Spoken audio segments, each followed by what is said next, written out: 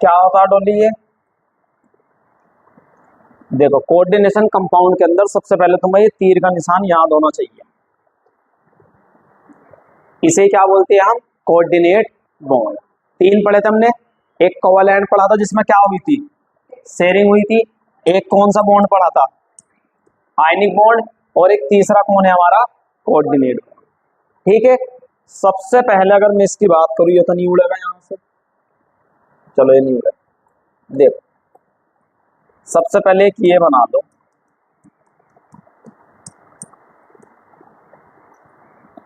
ठीक है। देखो ये कौन होगा हमारा? इसे काउंटर आयन भी बोलते हैं। दूसरी बात ये हमारा आयोनाइज होगा, ठीक है।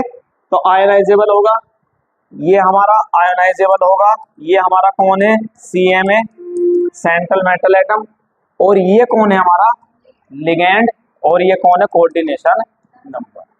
ठीक है, यहाँ पर ओवरलैपिंग होगी, ओवरलैपिंग होने से बॉन्ड बनता है। क्लियर? अब ये देखो जो लिगैंड है, ये जो तुम्हें CN वाला लिगैंड दिख रहा है, इस लिगैंड के अंदर क्या होता है? ये 2 इलेक्ट्रॉन देता है। कितने इलेक्ट्रॉन देता है ये? 2 इलेक्ट्रॉन। तो हम कह सकते हैं कि ये जब हाइब्रिडाइज में जाता है तो इसको कैसा ऑर्बिटल चाहिए? खाली ऑर्बिटल, एम्प्टी ऑर्बिटल। समझ आया? और जब तुम किस में पढ़ के आए थे? केमिकल बॉन्डिंग में, तो वहां पे हाइब्रिडाइज कैसा मिला था? एक तो पहले मिला था किसका?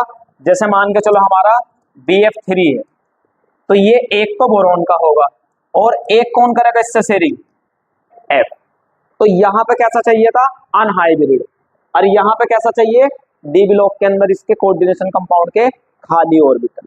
क्लियर? हुन रूल पढ़ लिया तो तुमने, क्या था हुन रूल? 3 पढ़े थे, पाउली, हुन रूल क्या था? हुन रूल सीधा सीधा एक एक भरा जाएगा पहले, फिर उसके बाद दूसरा देखेंगे। पाउली ने क्या बताया था?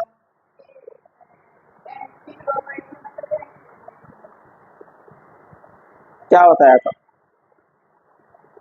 तुमने तो पीरियोडिक टेबल में पढ़ाया था थोड़ा सा। भाई हमने सारे रूल एक जगह ला के लगाए थे। हमने ये बोला था कि सबसे पहले हमारा, जैसे मान लो ये है, और हमारे जो इलेक्ट्रॉन है पहले किस में जाते हैं? लो एनर्जी वाले में। किस में जाते हैं पहले? लो एनर्जी वाले में। यानी कि बॉन्डिंग की एनर्जी क्या होती थी? कम होती थी। और ज्यादा एनर्जी किसकी होती थी? एंटी बॉन्डिंग की। यही पढ़ा था हमने। फिर हमने दूसरा देखा था कि इसके अंदर पहले कितने बॉन्ड भर सकते हैं हम? Single single bond. तीसरे ने क्या कहा था कि मैक्सिमम कितने इलेक्ट्रॉन भर सकते हैं? 2 इलेक्ट्रॉन एक ऑर्बिटल के अंदर। क्लियर हो गया? तो यही वाला जो हम यहाँ पर अगर बॉन्ड दिखाए, तो ये बॉन्ड हमारा ऐसे बनता है। ये कौन है? Central metal. और ये तीर का निशान दिखा के हमने क्या दिखाया यहाँ पे? लिगैंड।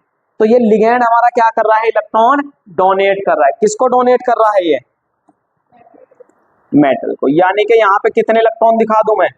2 इलेक्ट्रॉन। तो इसको हम लोग क्या बोलते हैं? डोनेट करने वाले को लिविस बेस भी बोलते थे हम, और एक्सेप्ट करने वाले को क्या बोलते थे? Lewis acid. तो अब यहाँ पे जितने भी लिगैंड होंगे, जैसे 6 लिगैंड है, तो ये सेंट्रल मेटल एटम को क्या करके रखते हैं? बाउंड करके रखते हैं। जैसे अगर मैं 6 बनाऊं यहाँ पे, तो L कौन है हमारा? CN। तो ये CN कितना हो जाएंगे यहाँ पे? 6CN। तो ये सारे के सारे क्या कर रहे हैं यहाँ पे? चार्ज। और मोनोडेंटेड कितना देता? 2 इलेक्ट्रॉन। समझ आया? Bidentate 4 electron. क्लियर? अब बस अपनी PPT पे आ जाओ। और एक चीज देख लो यहाँ पे ही, आगे चल के नहीं पढ़ा रहा मैं PPT में। देखो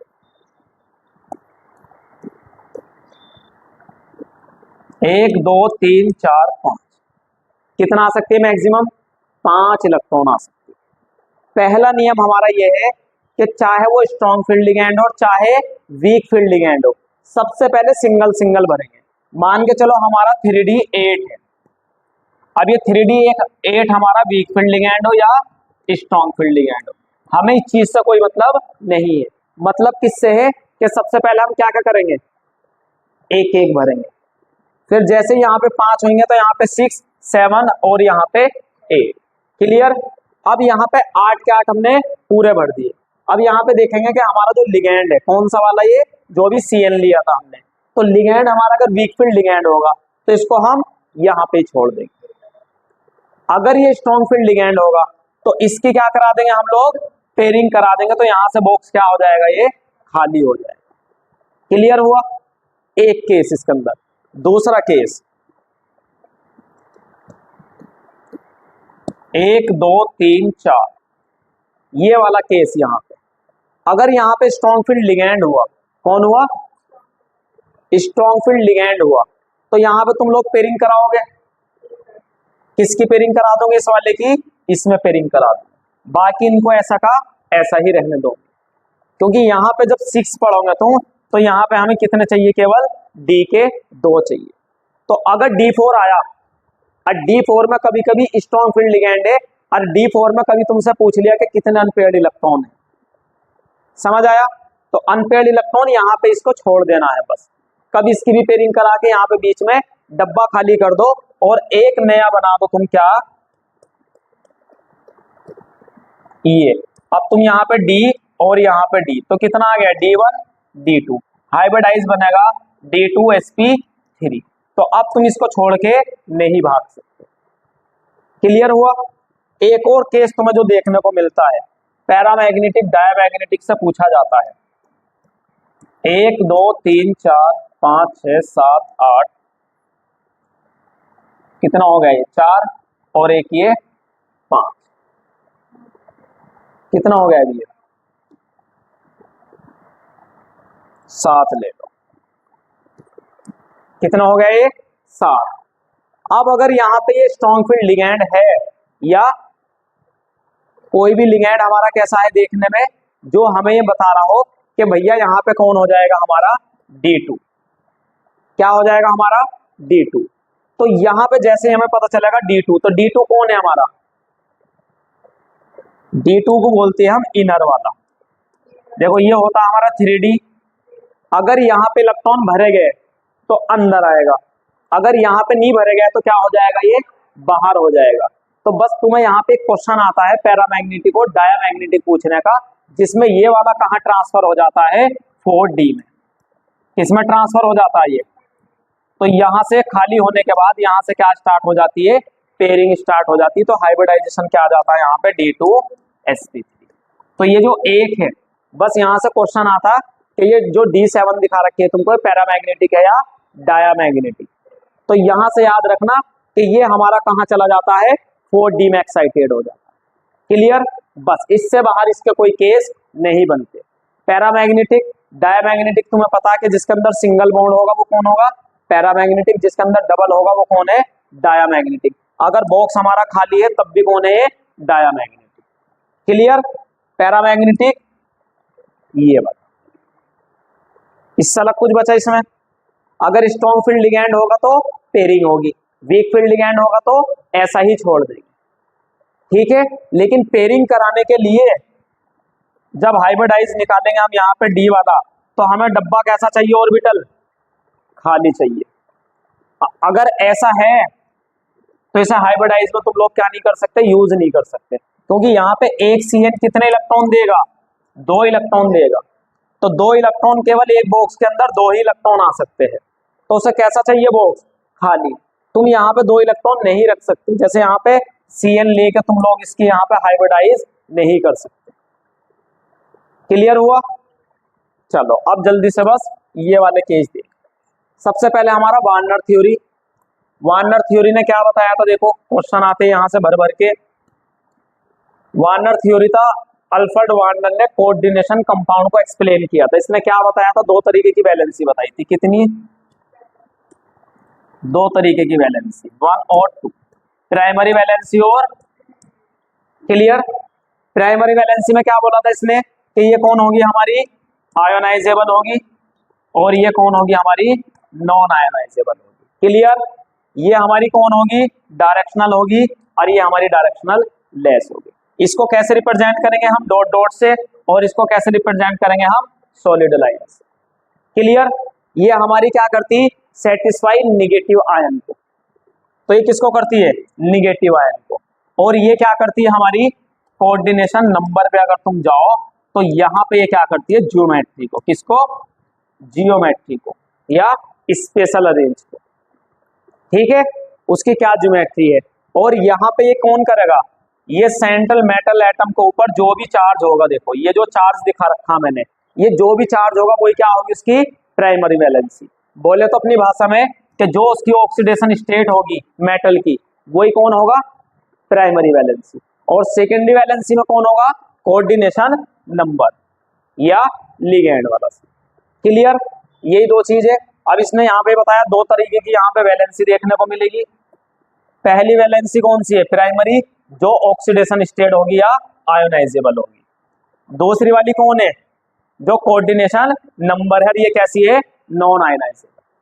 क्लियर, नॉन आयोनाइजेबल क्यों है, क्योंकि भाई तुम लोग यहाँ पे देखो, ये ब्रैकेट के अंदर है, जैसे मान लो Cn क्या है 6 है, तो ये ब्रैकेट के अंदर है। तो जब ये ब्रैकेट के अंदर है तो ये क्या करेगा, आयोनाइज नहीं होगा, जब ये तो इसको कॉम्प्लेक्स बोलते हैं। भाई इसको कॉम्प्लेक्स इसीलिए तो बोला जाता है कि ये यहाँ के बाद टूटता नहीं है, ये कंप्लीट डिसोसिएशन नहीं होता। केवल कौन होता है डिसोसिएशन, जो पार्ट कहाँ होता, बाहर की तरफ होता है।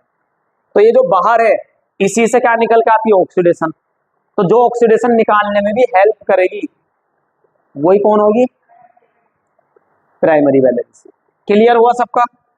फिर उसके बाद इसने कुछ बोला, देखो यहाँ पे की पॉइंट है, की रूल क्या है कि हर साल पूछे जाते हैं यहाँ पे, प्राइमरी वैलेंसी किसको सेटिस्फाई करती है, देखो ये लिखा हुआ, किसको, क्लियर।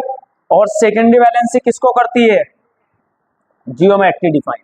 इसीलिए एनसीईआरटी क्या लिखती, स्पेशल अरेंजमेंट। जो स्पेशल अरेंजमेंट है वो ज्योमेट्री ही रहती, मतलब एक तरीके से उसको बोलते हैं जैसे पॉलीहेड्रॉन या जो भी हेड्रॉन वगैरह उसका बनता है। ठीक है, चलो अब यहाँ पे आओ जल्दी से।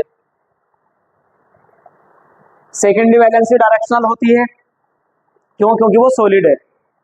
और प्राइमरी वैलेंसी कैसी है, डॉट डॉट डॉट डॉट। जैसे अगर मैं तुमसे दो चीज पता कर लूं कि ये एक क्लोरीन है, तो ये डॉट डॉट है ये, और इसी के नीचे सॉलिड लाइन है, तो दोनों में से कौन प्राइमरी वैलेंसी और कौन सेकेंडरी, ये वाली हमारी प्राइमरी वैलेंसी और ये सेकेंडरी वैलेंसी। और ये क्लोरीन को अगर मैं पूछूंगा बताओ ये प्राइमरी या सेकेंडरी, तो कौन होगी ये दोनों होगी। कौन होगी ये, बोथ। ये प्राइमरी वैलेंसी में भी काम कर रही है और सेकेंडरी वैलेंसी में भी काम कर रही है, यानी कि ये हमारा ऑक्सीडेशन स्टेट निकालने में हेल्प कर रही है। ठीक है, और दूसरा है लिगैंड 6 होने में भी क्या कर रही है, पूर्ति कर रही है उसकी। अगर परमानेंट ऐसे करके बोल दे हम तो ये कौन है, प्राइमरी, और अगर हम ऐसे करके बोल दे तो सेकेंडरी। क्लियर, चलो ये वाली चीज यहाँ पे आओ, देखो बहुत इंपॉर्टेंट है। एग्जाम्पल ये देखो, इसके अंदर कितनी प्राइमरी कितनी सेकेंडरी, इसका अगर हम फॉर्मूला बनाए तो क्या फॉर्मूला बनेगा सर, CO और NH3। अंदर तो हमें 6 लिगैंड रखनी है, बाहर कितना जाएगा, Cl3। तो इस Cl3 की वजह से ही क्या आएगा, यहाँ पे +3 चार्ज आएगा। क्या आएगा, +3 चार्ज आएगा, क्योंकि NH3 कैसा, न्यूट्रल। तो ऑक्सीडेशन निकालने में किसने हेल्प करी, Cl3 ने। तो अगर कोबाल्ट के ऊपर +3 चार्ज है तो यही कौन होगा हमारा, प्राइमरी वैलेंसी। क्योंकि हमने अभी क्या लिखा था कि जो हमारा ऑक्सीडेशन स्टेट होगा सेंट्रल मेटल एटम के ऊपर जो भी चार्ज होगा वही कौन होगा, हमारा प्राइमरी वैलेंसी। और यहाँ पे लिगैंड कितने, कोऑर्डिनेशन नंबर 6। तो यहाँ पे हम लोग क्या लिख देंगे कि प्राइमरी वैलेंसी 3 और सेकेंडरी वैलेंसी कितनी है, 6 है। क्लियर। अगर मैं पूछूं यहाँ पे कि नंबर ऑफ आयन कितने मिलेंगे, तो नंबर ऑफ आयन कितने मिलेंगे इसमें, क्वेश्चन ये भी आता है कि नंबर ऑफ आयन कितने मिलेंगे, तो यहां से कितने मिलेंगे 3, और एक कहां से मिलेगा, ब्रैकेट से। तो यहाँ पे टोटल कितना आयन मिलेंगे, 4 आयन मिलेंगे। क्लियर, कोई समस्या तो नहीं। तो ये आयन मिलेंगे यहाँ से 4। एक चीज और पूछी जा सकती है यहाँ पे कि जो AgCl है वो कितने प्रेसिपिटेट बना सकता है, कितने मोल बना सकता है।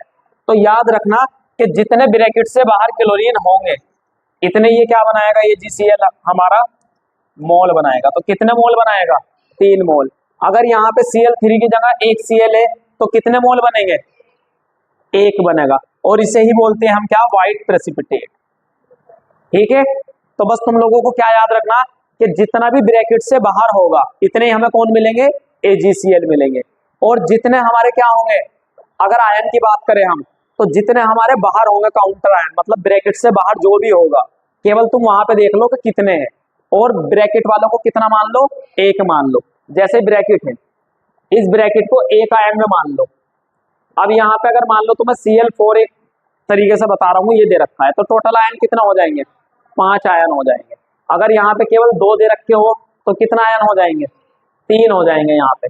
तो क्वेश्चन आता है कि मैक्सिमम आयन कितना होंगे। अगर मैं यहाँ पे पूछूं यहाँ पे कितना आयन होंगे, यहाँ पे कोई भी आयन नहीं होगा, क्योंकि यहाँ पे आयन किसकी वजह से आया था, इसकी वजह से। भाई जब ये यहाँ से हटेगा तो यहाँ पे प्लस आयन देगा, और जब कोई चीज यहाँ से हटती है तो यहाँ से हटने वाला क्या देता है, माइनस। पता चला इतना, रफ कर दो इसको, करो अब इसको। क्या बताया इसमें, ये हमें दिया है यहाँ पे, तो कितने क्लोरीन बाहर है इसमें, 3 क्लोरीन। तो प्राइमरी वैलेंसी कितनी, और सेकेंडरी, तो स्ट्रक्चर क्या है, ये रही जो हमने अभी बनाई थी। तो अगर मैं यहाँ पे AgCl डाल दूं एक्सिस में, तो कितना मिल जाएगा हमें, मतलब AgNO3 रहता है यहाँ पे, तो हमें Ag के साथ क्या देखने को मिल जाएगा, 3 AgCl के मोल, कितने, 3। अगर यहाँ पे आयन की बात करें तो कितना आयन मिल जाएंगे सर हमें, 4 आयन। क्लियर। कंपाउंड हमारा ये रहा, इसमें कितनी है प्राइमरी वैलेंसी और सेकेंडरी, देखो यहाँ पे कितनी है, 3। इस 3 का मतलब क्यों है, कहाँ से आई है 3, अगर तुम इसको यहाँ पे बनाओ COCl3 5NH3, हमेशा तुम्हें याद रखना कोऑर्डिनेशन नंबर 6 में अंदर कितने लिगैंड जाएंगे, तो 5 तो कौन कर देगा कंप्लीट, अमोनिया, और एक कौन करेगा, क्लोरीन, और यहाँ पे CO, ब्रैकेट बंद, बाहर कितने क्लोरीन, 2 क्लोरीन। तो इसका मतलब क्या है, इसका मतलब है कि अंदर कितने लिगैंड हो गए, 6 लिगैंड हो गए। तो सेकेंडरी वैलेंसी कितनी हो गई, 6। भाई जितना कोऑर्डिनेशन नंबर इतना ही तो होगा। अब यहाँ पे प्राइमरी की जब तुम बात करोगे तो ये तो हमारा न्यूट्रल है, ये कितना है, -1, और ये कितना है, -2, तो बराबर से इधर जाके किस में बदल जाएंगे, +3। तो कोवार्ड कितना आया, +3। तो हमने अभी पढ़ा था कि जो हमारा चार्ज होगा वही कौन होगा, प्राइमरी वैलेंसी। क्लियर। अब यहाँ पे देखो, अगर मैं इसकी बात करूं 2 क्लोरीन की, तो ये दोनों क्लोरीन परमानेंट क्या दे रही, प्राइमरी वैलेंसी, क्या दे रही है, प्राइमरी वैलेंसी। बट अंदर वाली क्लोरीन क्या दे रही है, प्राइमरी वैलेंसी भी दे रही है और सेकेंडरी वैलेंसी। अगर कोई पूछे सर प्राइमरी वैलेंसी क्यों दे रही, क्योंकि ऑक्सीडेशन निकालने में हेल्प कर रही, क्या कर रही है, हेल्प कर रही, इसकी वजह से ही तो +3 चार्ज आ रहा है यहाँ पे। क्लियर। सेकेंडरी वैलेंसी में क्यों हेल्प कर रही, क्योंकि अमोनिया के कितने लिगैंड है यहाँ पे, 5, तो एक कौन पूर्ति कर रही है यहाँ पे, क्लोरीन। तो अगर हम इसकी स्ट्रक्चर बनाए तो हमारी स्ट्रक्चर ऐसे देखने को मिलेगी, CO है ना, ये CO है, तो यहाँ पे 2 क्लोरीन, एक क्लोरीन ऐसे लेके ऐसे ले लो। इसका क्या मतलब है कि ये क्लोरीन हमारी किस में है, प्राइमरी में, पक्की बात। और 2 क्लोरीन हमारी किस में है, सेकेंडरी में, जिसको हम किससे लिखते हैं, डॉट डॉट से लिखते हैं प्राइमरी वैलेंसी में। सेकेंडरी वाली तो हो गई ये, और ये प्राइमरी, यहाँ पे तो एक यूज होगा सेकेंडरी में, जो बची हुई 2 है वो हमारी प्राइमरी वैलेंसी है। क्लियर। तो यहाँ पे 2 लाइन का मतलब जो दिखाई दिया ये क्या है, प्राइमरी भी और सेकेंडरी भी। अब जैसे यहाँ पे ये अमोनिया है NH3, तो ये कैसे दिखाएंगे हम, सॉलिड लाइन से, इसका मतलब कौन है, सेकेंडरी वैलेंस। हटा दो इसको। अब यहाँ पर अगर मैं आयन पूछूं तो आयन कितना होंगे, यहाँ पे इसका नंबर ऑफ आयन कितना होंगे, कितना आयन होंगे, 3 आयन होंगे। 2 यहाँ से मिलेगा, एक ब्रैकेट पे जब यहाँ पे चार्ज चढ़ेगा तो कितने मिलेंगे, 3 आयन। अगर मैं यहाँ पे बोलूं कि AgNO3 हमने लिया तो इसके कितने मोल बनेंगे, एक्सिस, तो कितने मोल बनेंगे, 2 मोल, 2 AgCl। देखना क्या है कि ब्रैकेट से बाहर जितने भी हमारे क्लोरीन है इतने ही हमें Ag मिल जाएंगे। क्या इलेक्ट्रोलाइट का रेशियो 1:2, यही तो हो गया 3, 1:2।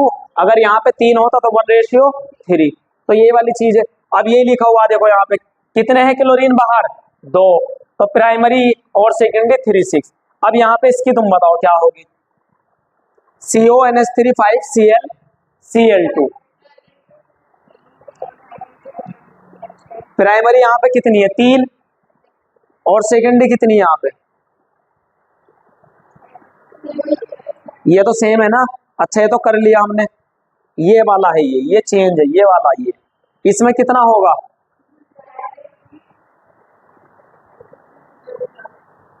ये कंपाउंड हमारा क्या है CO, और अंदर कितना अमोनिया जाएंगे 4 अमोनिया। लिगैंड 6 चाहिए हमें, तो 2 कौन पूर्ति करेगा क्लोरीन, तो इसकी सेकेंडरी वैलेंसी तो हो गई 6, क्लियर। और एक क्लोरीन कहाँ गया बाहर, तो ये क्लोरीन प्योर है किसका प्राइमरी वैलेंसी का, और ये जो 2 क्लोरीन है ये हमारे कौन है सेकेंडरी भी और प्राइमरी भी। सेकेंडरी क्यों है ये, क्योंकि ये कोऑर्डिनेशन नंबर 6 को कंप्लीट कर रहे हैं, और प्राइमरी क्यों है क्योंकि ये चार्ज निकालने में क्या कर रहा है, ऑक्सीडेशन निकालने में हेल्प कर रहा है। तो यहाँ पे नंबर ऑफ आयन कितना होंगे, नंबर ऑफ आयन कितने हैं यहाँ पे 2 आयन होंगे यहाँ पे, 1 और 1 2। अगर यहाँ पे रेशियो पूछेगा तो 1:1। अगर यहाँ पे AgCl देखूं मैं तो कितने मिलेंगे, यहाँ पे केवल 1 ही मोल मिलेंगे, क्लियर। चलो अब इसको जल्दी जल्दी से पढ़ लो बस। देखो आयनाइजेशन टेस्ट AgNO3 क्या है, जितने क्लोरीन बाहर होंगे उतने AgCl PPT बनेंगे, ये दे रखे देखो 3 AgCl 2 AgCl। PV का मतलब क्या है बाहर वाले, सेकेंडरी का मतलब अंदर। SV क्या बताता है हमारा शेप डिसाइड करता है, 6 को ऑक्टाहेड्रल बोलेंगे, 4 को हम टेट्राहेड्रल या स्क्वायर। नीट का क्वेश्चन ये रहा देखो 2023 में आया था, कितने क्लोरीन आयोनाइजेबल है, कितने हैं यहाँ पे 2, कैसे पता चलेगा जितने ब्रैकेट से बाहर होंगे, तो 5 अमोनिया अंदर चले जाएंगे, 1 क्लोरीन अंदर चला जाएगा, क्लोरीन बाहर कितने जाएंगे 2, तो बाहर वालों को क्या बोलते हैं आयनाइजेबल। 2020 में क्वेश्चन आया था, इसका फॉर्मूला पूछा था, कितना इजी था। फॉर्मूले का मतलब क्या कि हम 6 लिगैंड को कहाँ रख दे ब्रैकेट के अंदर रख दे, बाकी को बाहर भेज दे, तो यही देखो इसका फॉर्मूला। 2017 में क्वेश्चन आया आयोनाइजेशन पर कितने आयन मिलते हैं, कितना आयन मिलेंगे, कर लिया क्वेश्चन। देखो कितने हैं अंदर 4 अमोनिया, तो 2 क्लोरीन अंदर चले जाएंगे तो केवल 1 ही तो बाहर निकलेगा, तो कितने मिलेंगे यहाँ पे AgCl तो मिलेंगे 1, लेकिन आयन कितने मिलेंगे 2, ठीक। 1 इस क्लोरीन का, 1 ब्रैकेट के चार्ज का। वीडियो चल रही, टाइम तो नहीं आ रहा इस पे, कभी मेमोरी फुल हो, चलो देखते रहना। वार्नर थ्योरी के अकॉर्डिंग सेकेंडरी वैलेंसी क्या रिप्रेजेंट करती है, आंसर क्या होगा कोऑर्डिनेशन नंबर। 2013 में क्वेश्चन आया, कोऑर्डिनेशन नंबर क्या होगा इसका, सीधा सीधा 6, कैसे 5 हमारे अमोनिया में और 1 हमारा क्लोरीन में। 2010 में ये आया था दोबारा, देखो ये सबसे ज्यादा क्वेश्चन पूछा जाता, क्या मतलब है इसका कि हमने AgNO3 टेस्ट में कौन से कंपाउंड में 3 AgCl मिलेंगे, तो किसमें मिलेंगे 3 AgCl, सीधा सीधा आंसर है दोनों एक ही तो बात है, जितने यहाँ पे क्लोरीन बाहर होंगे इतने AgCl मिलेंगे, क्लियर।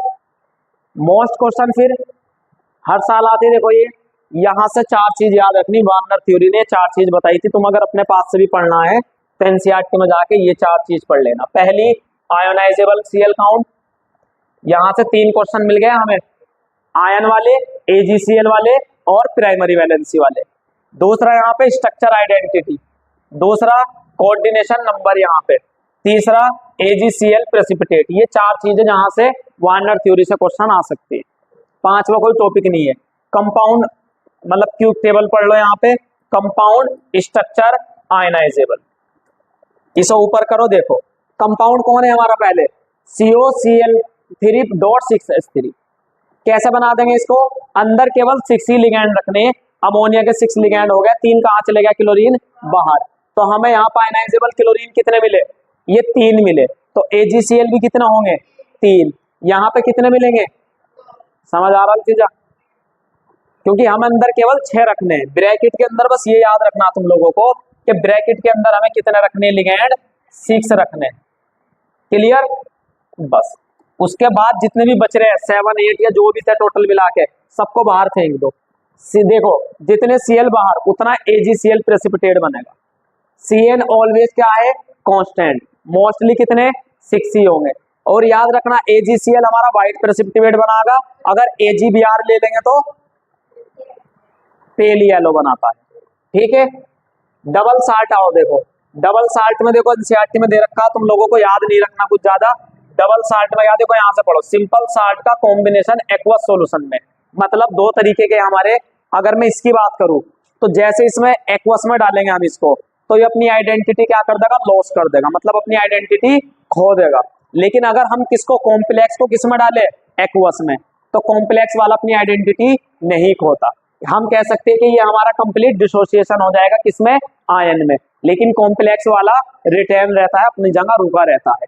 तो यही देखो मोहर साल्ट है, इसका फॉर्मूला ये है। सॉल्यूशन में क्या मिला हमें, अलग अलग आयन मिल गए, कैसे Fe2 प्लस NH4 SO4, ये सब टूट गए। लेकिन इसी की जगह जब हम कौन लेंगे, कॉम्प्लेक्स लेंगे, तो देखो कॉम्प्लेक्स में ये नहीं होता।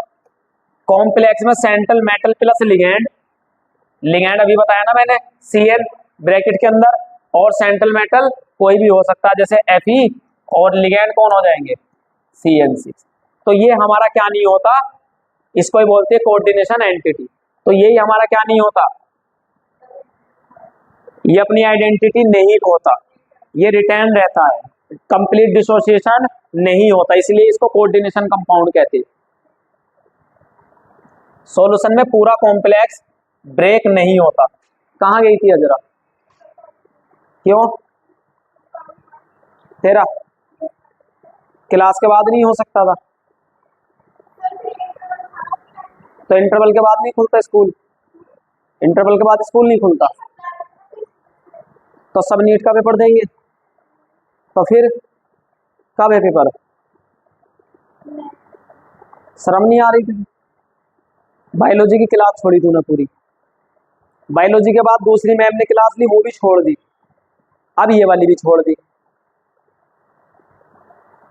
कम से कम देख ले दूसरों के साथ जिनके गई है, एक तो ऐसे जाना नहीं है, मम्मी से मैम की बात कराना तब जाना बस, या मम्मी से बताना कि मम्मी ऐसे ऐसे कॉल कर देना कोचिंग पे, तब मुझे भेजे सब वहां पे। तुम ऐसे ही बता के चली गई, मम्मी से पूछा, मम्मी ने साफ मना कर दिया कि तुमने ऐसे कैसे भेज दिया। हाँ तो बस ये चीज ध्यान कर ले, पढ़ या मत पढ़ वो तेरी मर्जी है, बहुत समझा दिया तुझे भी। अब यहाँ पे देख एग्जाम्पल, सीधा सीधा देखो, ये दिख रहा है तुमको, ये सेम ऐसे के ऐसे ही बचे रहे, देखो दिख गए, ये यहाँ पे ब्रेक नहीं हुए, क्लियर। तो इसीलिए इसको क्या बोलते हैं हम लोग, कोऑर्डिनेशन कंपाउंड या एंटिटी। और एंटिटी में और स्पेयर में दोनों में अंतर है। एंटिटी में प्लस भी हो सकता है, यहाँ पे जीरो भी हो सकता और माइनस भी हो सकता। याद रखना जब तुम स्पेयर की बात करो, किसकी, स्पेयर की, कोऑर्डिनेशन स्पेयर, वहां पे जीरो नहीं होता, क्लियर। सॉल्यूशन में देखो कॉम्प्लेक्स आयन इंटैक्ट रहता है, Cu देखो क्या रहा, पूरा सेम टू सेम ऐसा का ऐसा ही रहा। लेकिन वहां पे अभी पीछे जब हमने मोहर साल्ट लिया था तो वो क्या हो गया था, आयन में टूट गया था देखो, बट ये नहीं टूटा। मेन डिफरेंस प्रॉपर्टी, डिसोसिएशन कौन होगा, डबल साल्ट क्या हो गया, कंप्लीट, और कॉम्प्लेक्स क्या हुआ, पार्शियल। पार्शियल में भी जो ब्रैकेट से बाहर होगा, केवल आयनाइजेबल वाला पार्ट। आइडेंटिटी इन सॉल्यूशन कैसी कर दी इसने, डबल साल्ट ने लॉस कर दी, खो दी अपनी आइडेंटिटी। मोहर साल्ट से Fe प्लस NH4 इसमें बन गया, और कॉम्प्लेक्स में क्या रहेगी, रिटेन रुकी रहेगी। आयन कैसा होगा इसमें, सिंपल आयन, इसके अंदर complex ion. Example Mohr salt और इसका CuNH3 जो ऊपर दिया है। PYQ देखो, which give test of all ion in solution, मतलब ये क्या कह रहा है कि इसमें से सारे आयन का टेस्ट जो है वो कौन सा दे रहा है। तो कौन टूटा था अभी हमारा, मोहर साल्ट, तो यहाँ पे डबल साल्ट देगा लेकिन कॉम्प्लेक्स नहीं देगा, क्योंकि कॉम्प्लेक्स हमारा क्या होता है, मेटल से बाउंड रहता है, जो लिगेंड है हमारे वो बाउंड रहते हैं, ठीक है। तो इसीलिए यहाँ पे डबल साल्ट क्या है, फुल्ली टूटेगा, लेकिन कॉम्प्लेक्स क्या है, ग्रुप बना लेगा। वैलेंस बॉन्ड थ्योरी, ये है इसकी यहाँ पे सबसे इंपॉर्टेंट। देखो इसका मैंने स्टार्टिंग में पढ़ा दिया है, डब्बे वब्बे सब, ठीक है। पैरामैग्नेटिक डायमैग्नेटिक डायरेक्ट निकाल लेंगे। वैलेंस बॉन्ड थ्योरी में क्या है, metal ion orbital plus ligand lone pair overlap, और क्या बना रहे हैं ये, कोऑर्डिनेट बॉन्ड बना रहे हैं। कोऑर्डिनेट बॉन्ड दिखा दिया ना मैंने, ये रहा कोऑर्डिनेट बॉन्ड, ठीक है। हाइब्रिडाइजेशन यूज होता है जियोमेट्री के लिए, एक्सप्लेन करने के लिए।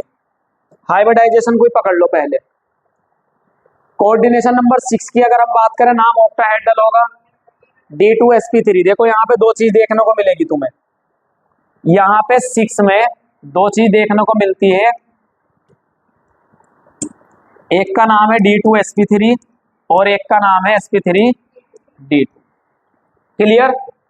ये कब बनता, जब हमें जगह कहां मिल जाती, 3D के अंदर, ये बनता है तब। इसीलिए इसको बोलते हैं कि हमारा 3D में ये आ गया, तो इसको क्या बोलते हैं हम, इनर।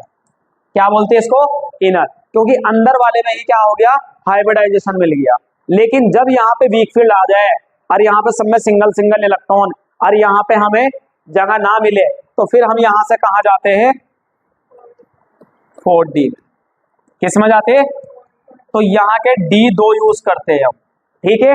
उससे पहले किसके यूज करेंगे, जो यहाँ बीच में कौन होगा, यहाँ बीच में एक S का होगा और P के 3, ये कॉमन है। इस वाले में भी ये 3 यूज होंगे और इस वाले में भी ये यूज होंगे, समझ आया। लेकिन D कब यूज करेंगे, अगर हमारा स्ट्रॉन्ग फील्ड लिगेंड है तो यहाँ पे पेयरिंग होकर जगह खाली मिल जाती है। बट अगर जगह खाली नहीं है, फुल फील्ड हो गया, तो हम कहाँ चले जाएंगे, आगे चले जाएंगे। क्लियर। तो ये वाली चीज याद रखनी है। और जो स्ट्रॉन्ग फील्ड लिगेंड होते हैं उसको क्या बोलते हैं हम लोग, स्ट्रॉन्ग फील्ड लिगेंड वाले को हम बोल देंगे ये वाला लो स्पिन। क्या बोल देंगे, लो स्पिन। और जो हमारा वीक फील्ड लिगेंड होगा इसको क्या बोल देते हैं हम, हाई स्पिन। क्लियर। ये वाली चीज आगे चल के तुम्हें मिल जाएगी देखने को। देखो यही बोला इसने कि ऑक्टाहेड्रल D2sp3 कैसा है, इनर। कैसा है ये, इनर, ये लिख दिया हमने यहाँ पे। और कैसा है, स्ट्रॉन्ग फील्ड लिगेंड। भाई सोचो तुम यहाँ पे कि 3D 6 था, तो ये कैसे भरे हुए थे, रूल का कोडिंग 1 2 3 4 5 और 1 6। लेकिन लिगेंड कैसा हमारा, स्ट्रॉन्ग फील्ड, तो ये क्या कर लेंगे, यहाँ पे पेयरिंग कर लेंगे। तो नया देखने को हम लोगों को कैसे मिलेगा, 1 2 3 4 5 6। तो यहाँ से क्या यूज कर लेंगे हम, 2D यूज कर लेंगे। तो यहाँ से हाइब्रिडाइजेशन मिल जाएगा D2। क्लियर। फिर एक S का और P के 3। क्लियर। अगर यहाँ पे जगह ना मिलती, ये ऐसा का ऐसा ही रहता, तो फिर हम कहाँ का यूज करते, पहले S का, फिर P के, फिर लास्ट में जाके 4D के। तो फिर हमारा हाइब्रिडाइजेशन क्या बनता, sp3d2। क्लियर। तो ये चीज यहाँ पे लिखा हुआ है। तो ये इनको ही क्या बोलते हैं हम, स्ट्रॉन्ग फील्ड वालों को, लो स्पिन।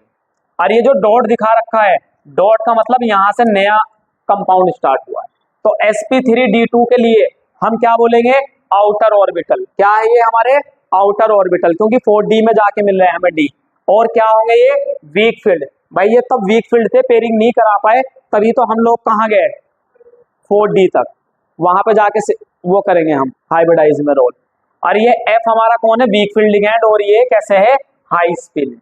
और लिगेंड का शॉर्ट फॉर्म मैंने बताया था कि स्ट्रॉन्ग फील्ड लिगेंड याद रखना CN और P। और वीक फील्ड लिगेंड कौन बताया था मैंने, OX, X बोले तो फ्लोरीन, क्लोरीन, ब्रोमीन और आयोडीन। क्लियर। या फिर S वाला भी याद रखना, जो SCN वाला बनता। और जब यहाँ पे NCS बनेगा, ये कौन होगा, strong field ligand. Strong field ligand हमारे पेयरिंग कराएंगे, ठीक है। बट भरना कैसे है, पहले सिंगल सिंगल भरना, फिर उसके बाद आके देखना है कि वीक फील्ड लिगेंड है या स्ट्रॉन्ग फील्ड लिगेंड है। अगर वीक फील्ड लिगेंड होगा तो इसको छोड़ के आगे चले जाएंगे, अगर स्ट्रॉन्ग फील्ड लिगेंड होगा तो इसकी पेयरिंग करा के ऐसे कर लेंगे। क्लियर। फिर यहाँ पे कोऑर्डिनेशन नंबर अगर 4 की बात करो, तो इसमें एक तो sp3 मिलेगा और एक कौन मिलेगा, DsP2, जिसका नाम स्क्वायर प्लेनर है।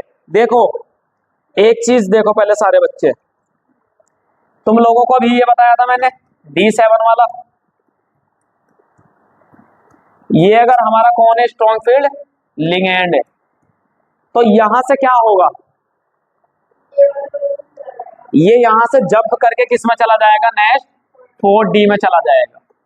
तो ये पैरामैग्नेटिक है, यहाँ से जगह खाली मिल जाएगी और यहाँ से हाइब्रिडाइज D2 आ जाएगा। क्लियर।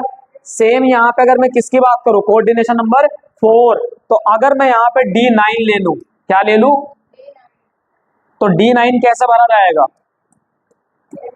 1 2 3 4 5 6 7 8 9। और ये कौन है, स्ट्रॉन्ग फील्ड लिगेंड, जैसे निकिल हमारा Cn के साथ है। तो यहां से ये एक क्या करेगा, जंप करके ये भी आगे चला जाएगा। तो यहां से एक यूज होगा D और S का यूज होगा, और P में कितने होंगे, 2, क्योंकि टोटल कितने हैं, 4। क्लियर हुआ। ये किस केस में है, स्ट्रॉन्ग फील्ड लिगेंड के। अगर वीक फील्ड लिगेंड होता तो ये यहाँ पे ही छोड़ के क्या बनता, sp3। तो sp3 का मतलब टेट्राहेड्रल, और इसका मतलब क्या है, स्क्वायर प्लेनर। हटा दो इसको। देखो तीसरा यहाँ पे इनर और आउटर की अगर बात करें हम, टाइप देखो यहाँ पे, टाइप कैसा, इनर ऑर्बिटल, तो उसका हाइब्रिडाइजेशन क्या होगा, D2sp3, जब ये तो वो इनर है, याद रखना D अंदर की तरफ है। लिगेंड कैसा होगा हमारा, लिगेंड हमारा स्ट्रॉन्ग फील्ड होगा। कैसा होगा, स्ट्रॉन्ग फील्ड, तभी तो उसने पेयरिंग करी अंदर की तरफ। क्लियर हुआ, तभी तो अंदर की तरफ के डी मिलेंगे हमें। और स्पिन कैसा होगा, लो स्पिन। अगर आउटर ऑर्बिटल की बात करूं तो ये कौन है, sp3। इसका मतलब क्या है डॉली, इसका मतलब है कि ये जो हमारा कौन था, 3D, यहां सब में सिंगल सिंगल था, तो यहां पे हमें डी में जगह नहीं मिली, तो हमने स्टार्ट करा डी को कहां से, ऐसे यूज करा हमने। क्लियर। ये देख, इसका मतलब है क्या, आउटर। तो एस में कितना गया, डी 1, और बाकी किस में गया, ये पी में कितने, 3। यहाँ पे लिगेंड ले लो, ये डी ना लेके एल बना लो लिगेंड। तो ये कितना हो जाएगा, यहाँ पे एक एस का, पी में कितने गए, 3, और डी में कितने गए, तो ये बना हमारा आउटर। किस वजह से बन रहा है ये, वीक फील्ड की वजह से। क्लियर। स्पिन कैसा होगा इसका, हाई स्पिन होगा। मैग्नेटिक प्रॉपर्टी देखो, पैरामैग्नेटिक और डायमैग्नेटिक निकालना। पैरामैग्नेटिक डायमैग्नेटिक का कैसे पता चलेगा तुम लोगों को, अगर इस ऑर्बिटल के अंदर मान के चलो कोई भी सिंगल है, तो ये कौन है, पैरामैग्नेटिक। अगर कोई भी डब्बा ऐसा खाली पड़ा है तो डायमैग्नेटिक, या डब्बे के अंदर कितना हो, इवन, तो ये दोनों के दोनों कौन है, डाया, और ये कौन है, पैरा। और अभी बताया था मैंने कि जंप करके अगर ये 4D में भी चला जाए तब भी याद रखना है पैरामैग्नेटिक है। और इसका जब मैग्नेटिक निकालते थे, कैसे निकालते थे, मैंने बताया था तुम्हें कि जितने unpaired electron, number of unpaired electron, उसमें क्या ऐड कर दो, 0.9 ऐड कर दो। जैसे मान के चलो इसके अंदर कितना आया, 3 आया, तो 3 पॉइंट क्या कर दो, 9 कर दो, यही आंसर है। अगर यहाँ पे 4 आता तो 0.4, अगर यहाँ पे 5 आता तो 5 अनपेयर्ड है तो 5.9 कर दो। क्लियर। फॉर्मूला लगाने की यहाँ पे ये वाला कोई जरूरत नहीं है, ये वाला n+2, इसकी कोई जरूरत नहीं है। जितने भी अनपेयर्ड है हमारे पास, उसमें केवल क्या ऐड कर दो, 0.9। क्लियर। बस अब यहाँ पे आओ, ये वाला देखो, इसका कैसे पता चलेगा हम लोगों को, जरा निकालो तुम लोग कॉपी पे अपनी, पूरा बना लो। ये बहुत एक्सप्लेन करेगा, पूरी वीबीटी एक्सप्लेन कर देगा ये। इसको ये एनसीईआरटी का ये FeCN6, ये 4-, हम इसको एक तरीके से और लिख सकते हैं K4FeCN6। अगर मैं यहाँ पे नंबर ऑफ आयन की बात करूं तो कितना होंगे नंबर ऑफ आयन, 5 आयन होंगे यहाँ पे। कितने, 5, 4 इसके और एक यहां से मिल जाएगा, तो कितना आयन होंगे यहाँ पे, 5। क्लियर। जरा मुझे इसका हाइब्रिडाइज बताओ, हाइब्रिडाइजेशन क्या होगा, और ये भी बताओ कि ये आउटर होगा या इनर होगा, पैरा होगा या डाया होगा।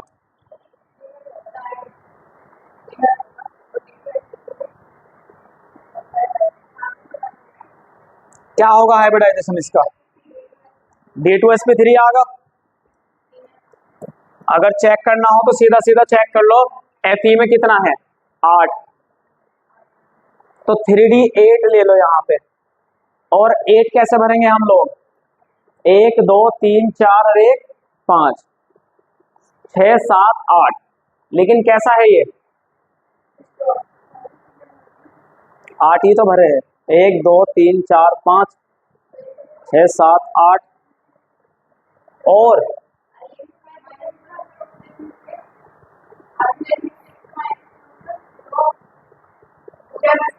अच्छा 2, तो हमारे यहाँ पे कितने बचेंगे? ये 6 बचेंगे। तो हम लोग क्या कर दें, इन दोनों को साफ कर दे बस।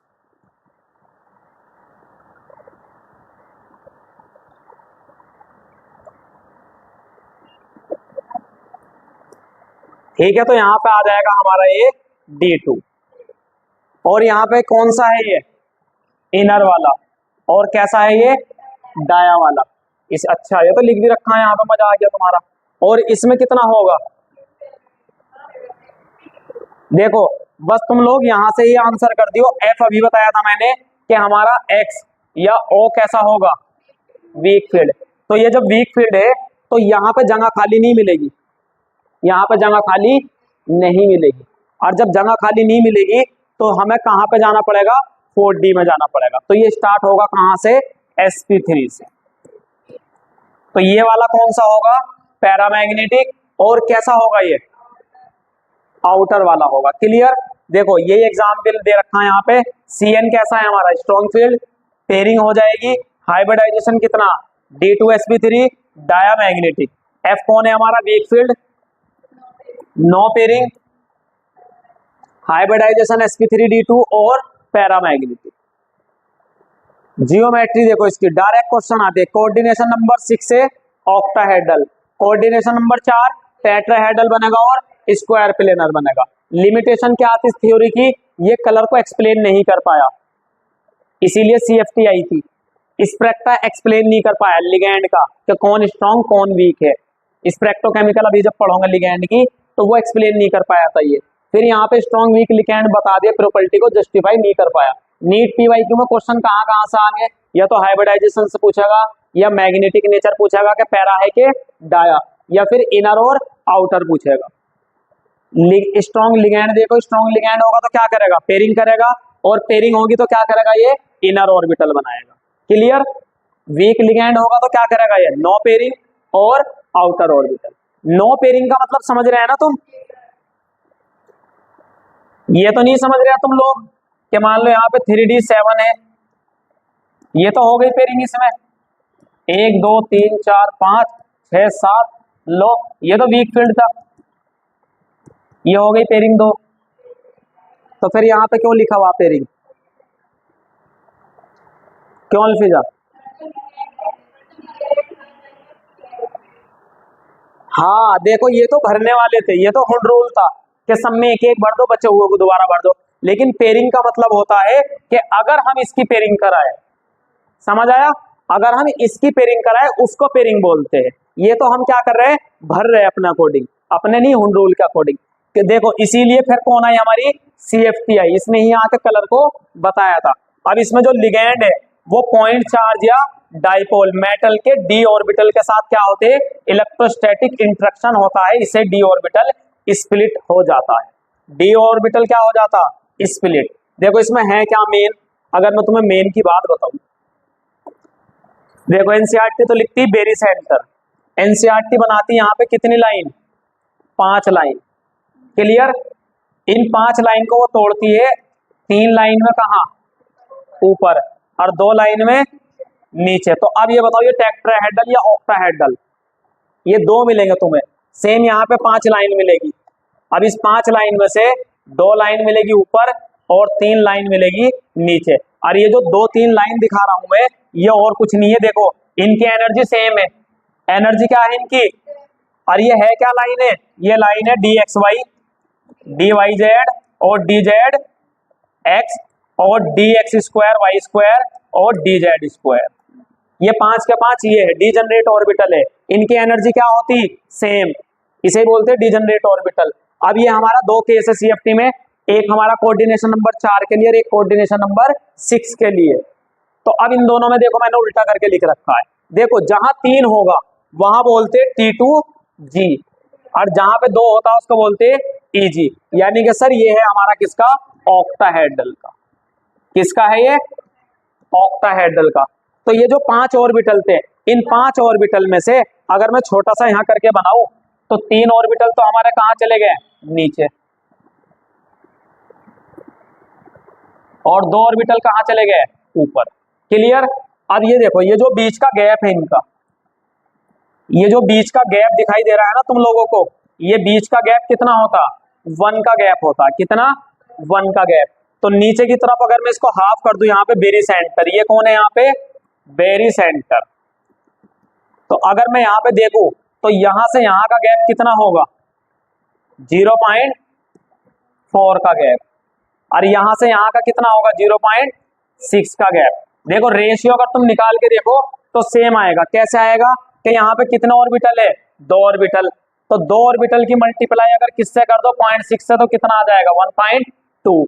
यहाँ पे कितना है, 0.4। तो 0.4 ऑर्बिटल कितनी, 5 थे ना, 5 में से 3 ऑर्बिटल, ये लाइन ऑर्बिटल है, ये जो लाइन दिखा रखी है ना, ये ऑर्बिटल ही है।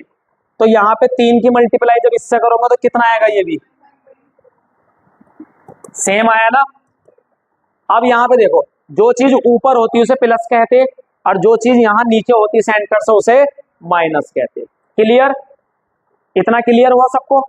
तो इसी चीज को एनसीईआरटी कैसे लिखती है, अगर 0.6 लिखना हो तो इसे ही हम क्या लिख सकते हैं, 3.5 भी तो लिख सकते हैं ना, ऐसे नहीं लिख सकते भाई, पॉइंट लगाओ, 0 5 30। तो इसको क्या लिख सकते हैं हम, 4/5, पॉइंट लगाओ जी, नहीं, कितना, 2/5, ये लिख सकते हैं। पॉइंट लगाओ, 0 5 चौक, ठीक है। तो एनसीईआरटी इसको ऐसे भी लिखती है। एक फॉर्मूला और बनता है यहां से, जिसका नाम है डेल्टा टी बराबर 4/9 ऑक्टाहेड्रल। अगर इसका चेंज करना है तो कैसे चेंज हो जाएगा, ये डेल्टा टी मल्टीप्लाई कितना, 9 अपॉन कितना, 4, और इक्वल टू डेल्टा। क्लियर। अब अगर सीएफएससी निकालनी है हमें, तो सीएफएससी का मतलब कैसे निकालेंगे, डोली फॉर्मूला। देखो अगर हमें सीएफएससी निकालनी है, जो आती है निकालने को, सीएफएससी का मतलब क्या है कि अगर मैं इसकी निकालू तो यहाँ पे कितना, 0 पॉइंट, अब ये उल्टा हो गया। यहाँ पे ही देखो, यहाँ पर अगर हमें सीएफएससी का फॉर्मूला लिखना हो तो हम कैसे लिखेंगे, नीचे कितना, तो इसको लिख देंगे -0.4, और मल्टीप्लाई कितना आ जाएगा यहाँ पे, T2G। T2G में जितने भी यहाँ पे इलेक्ट्रॉन भरे जाएंगे ये। क्लियर। तो इनकी मल्टीप्लाई यहाँ से कर देंगे। सपोज करो यहाँ पे ये जो डब्बे है, कितने डब्बे, 3, इनके अंदर कितने इलेक्ट्रॉन भरे गए, 4। तो 4 की मल्टीप्लाई किससे कर देंगे, 0.4 से कर देंगे। ठीक है। फिर बीच में प्लस, प्लस के बाद कितना है ऊपर, 0.6 मल्टीप्लाई Eg। तो Eg में जितने होंगे, यहाँ पर अगर 2 इलेक्ट्रॉन भरे गए तो 2 की मल्टीप्लाई 0.6, ये हमारा एक फॉर्मूला बन जाता है। और यहाँ पे देखो, यहाँ पे एनर्जी गैप की अगर बात करते हैं हम लोग, तो ये ऐसा क्यों होता, देखो जब ये स्प्लिट होती, यहाँ तो ऊपर वाले की एनर्जी क्या है, ज्यादा, और नीचे वाले की एनर्जी क्या है, कम। क्लियर भाई, ये एवरेज है ना, तो जो नीचे गया तो उसकी एनर्जी कम हो गई ना, और जो चीज ऊपर है उसकी एनर्जी क्या है, ज्यादा। इतना समझ आया। क्योंकि ये हमारे कौन है, डिजनरेट ऑर्बिटल। तो डिजनरेट ऑर्बिटल की एनर्जी क्या होती, सेम होती है। जब वो स्प्लिट हो जाते हैं एनर्जी चेंज हो जाती है, क्योंकि जो बीच में रहता है वो कौन होता है, हमारा बैरी सेंटर। क्लियर। अब यहाँ पे रफ कर दो सब। देखो अब यहाँ पे क्या दे रखा हमें, ऑक्टाहेड्रल स्प्लिटिंग। लोअर एनर्जी किसकी, T2G की। अभी देखिए हमने, अभी क्या देखा हम लोगों ने, 3 हमारे नीचे चले गए तो एनर्जी क्या हो गई, कम, और 2 हमारे कहाँ गए, ऊपर। तो नीचे वाले T2G की एनर्जी क्या है, 3 ऑर्बिटल की कम, और हायर एनर्जी किसकी है, Eg की। एनर्जी गैप क्या है, डेल्टा O। इसका मतलब क्या है, octahedral crystal field splitting energy, जो ये हमारी 2T है। और टेट्राहेड्रल स्प्लिटिंग में क्या हुआ, देखो रिवर्स हो गया। लोअर एनर्जी किसकी हो गई, Eg की, जिसकी इसमें ज्यादा थी, क्या हो गया, वो चल रही क्लास, तो तुम लोग उसके घर भाग जाओ।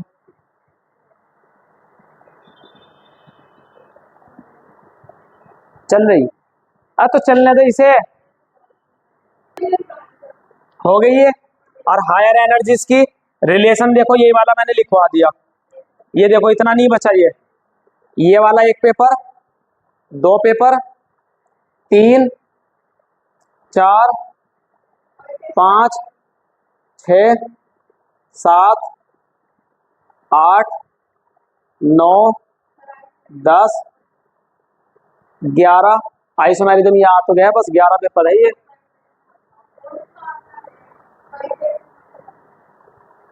चले जाओ तुम्हें जिसको जाना, मैं तो पढ़ा रहा हूँ, मैं तो सारे पढ़ा दूँ, बस ये बचा ही कितना मेरे हिसाब से, ये यहाँ तक तो हो गया। ये मुझे कराना थोड़ी है, समझाना थोड़ी है, मैं तो समझा दिया बस। ये देखो ये वाला हो गया हमारा। अब यहाँ पे टेट्राहेड्रल में स्प्लिटिंग कैसी होगी? टेट्राहेड्रल में हाई स्पिन है, लो स्पिन, वेरी इंपॉर्टेंट। यहाँ से देखो टाइप कैसा हमारा, हाई स्पिन, लिगेंड कैसा है, वीक, ये दे रखा, पेयरिंग कैसी है, नो पेयरिंग, स्पिन कैसा है, मोर अनपेयर्ड। मोर अनपेयर्ड का मतलब पैरामैग्नेटिक। अगर कोई बोले लेस पैरामैग्नेटिक, तो किसको बोल रहा है वो? डायामैग्नेटिक को बोल रहा है, लैंग्वेज घुमा के लेस पैरामैग्नेटिक। यानी कि अगर तुमसे ऐसे बोल दिया गया कि लेस पैरामैग्नेटिक, तो कौन है लेस पैरामैग्नेटिक? ये वाला आंसर। कभी तुम सोचोगे इसमें एक ही सही लगा दो और बाकी में 2 और 3 थे। लो स्पिन में क्या होगा? स्ट्रॉन्ग CN पेयरिंग होगी, और कैसा है, लेस अनपेयर्ड, मतलब एक तरीके से डाया का मैग्नेटिक की बता रहा है, और ये किसकी बता रहा है? पैरामैग्नेटिक। ये वही है जो ऊपर पढ़ लिया। CFSC देखो, ये मैंने बता दी, N2TG, जितने नीचे है उसकी मल्टीप्लाई 0.4 सर, जितना ऊपर है 0.6 से कर दो। कलर देखो यहाँ पर कलर आ गए। कलर किस वजह से देता है? ये DD ट्रांजिशन की वजह से। इलेक्ट्रॉन एक्साइटेड होते हैं, लाइट एब्जॉर्ब करते हैं, क्या दिखाई देता है यहाँ पे? कलर। मैग्नेटिक प्रॉपर्टी में आ जाओ, अनपेयर्ड इलेक्ट्रॉन पैरामैग्नेटिक है, यही पढ़ा हमने। पेयरिंग, मैग्नेटिज्म, ये छोड़ो। स्पेक्ट्रोकेमिकल सीरीज ये इंपॉर्टेंट है नीट के लिए, ये याद रख लेना तुम लोग। देखो पानी से पीछे की सारी चीज कौन है? वीक। कैसी है? Weak field. और पानी से आगे सारे कौन है? Strong field. और पानी अगर कोबाल्ट के साथ आ जाए तो कौन हो जाता है? ये स्ट्रॉन्ग फील्डिंग है। याद रखना, कभी ये याद रख के चलो जाओ कि H2O यहाँ पे O आ गया, ठीक है। बाकी सबके साथ ये क्या है? Weak field. PYQ order strong week का आता है, याद रखना तुम लोग। इंपॉर्टेंट एग्जाम्पल, ये कौन है? Strong ligand. लो स्पिन, कैसा है ये? डायामैग्नेटिक। अभी देखा, ये अभी पढ़ा हमने, NCERT में दे रखी है दोनों के दोनों। वीक लिगेंड है, हाई स्पिन है, पैरामैग्नेटिक है। ये निकाल लिया हमने अभी इसका हाइब्रिडाइज। अगर मैं इसमें तुमसे स्ट्रक्चर को बोलो तो कितनी बन जाएगी इसमें? कितना बनेगा इसमें? अगर मैं तुमसे यहाँ पे बोलूं कि कितने इसमें नंबर ऑफ अनपेयर्ड इलेक्ट्रॉन है, तो कितने होंगे?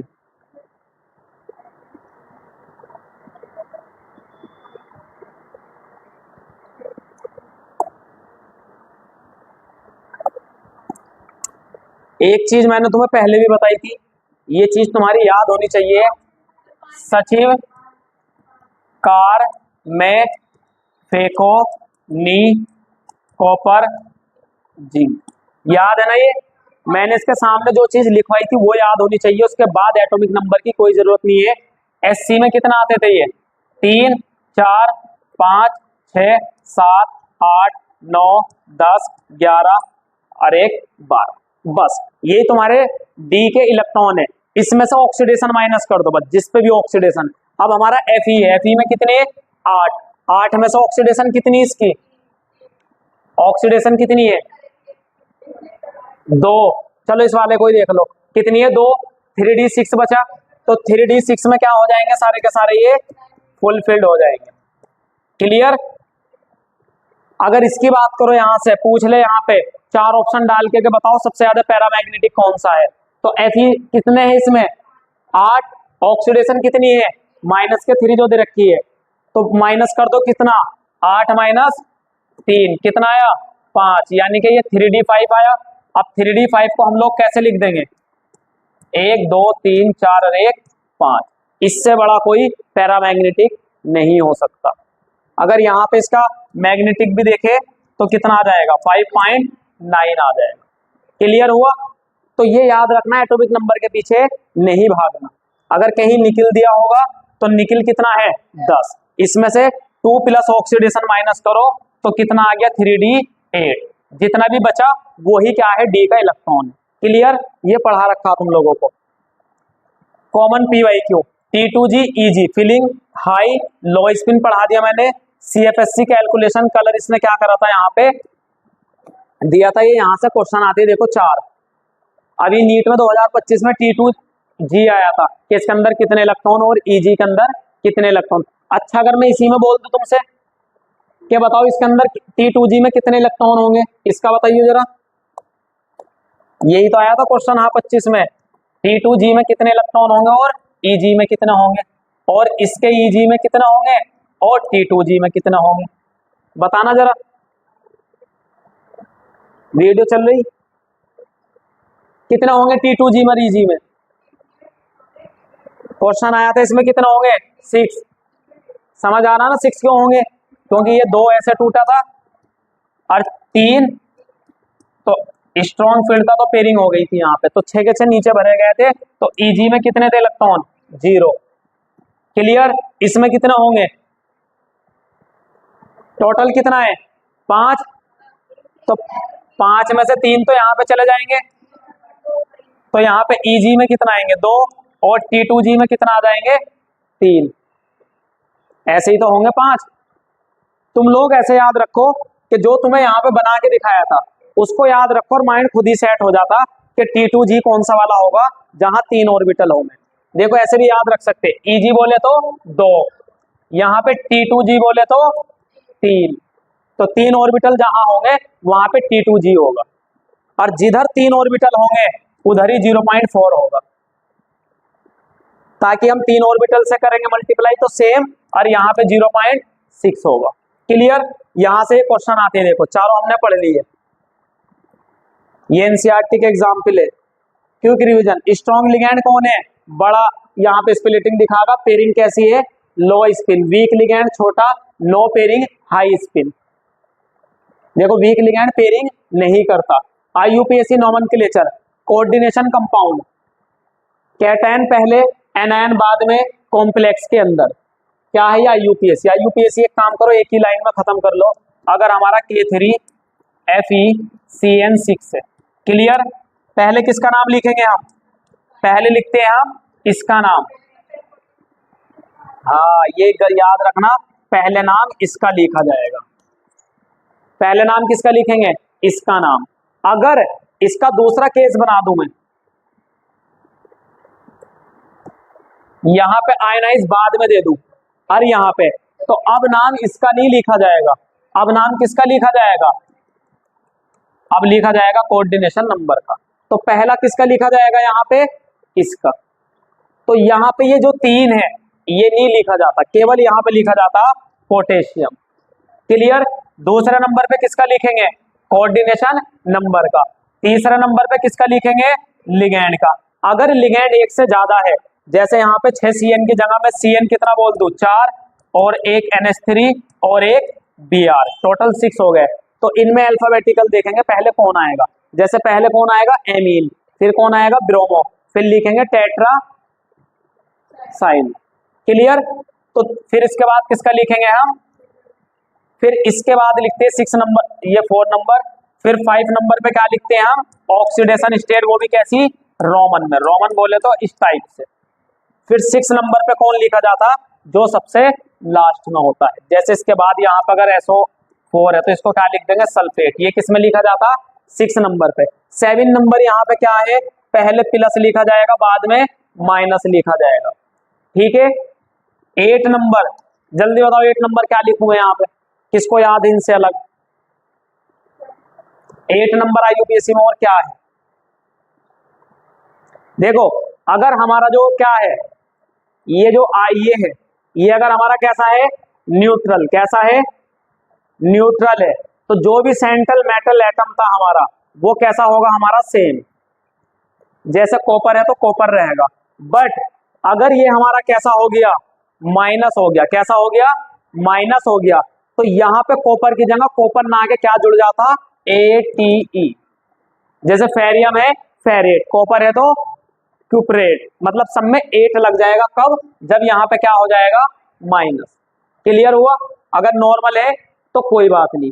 और सेम जो माइनस वाले हैं, तो माइनस वाले लिगेंड में क्या लग जाता लास्ट में, IDE हटके। जैसे ये हमारा क्लोराइड है, क्या है ये, क्लोराइड। डोली ये क्लोराइड है, IDE, या खाली ई हटा के क्या लगा दो, O लगा दो।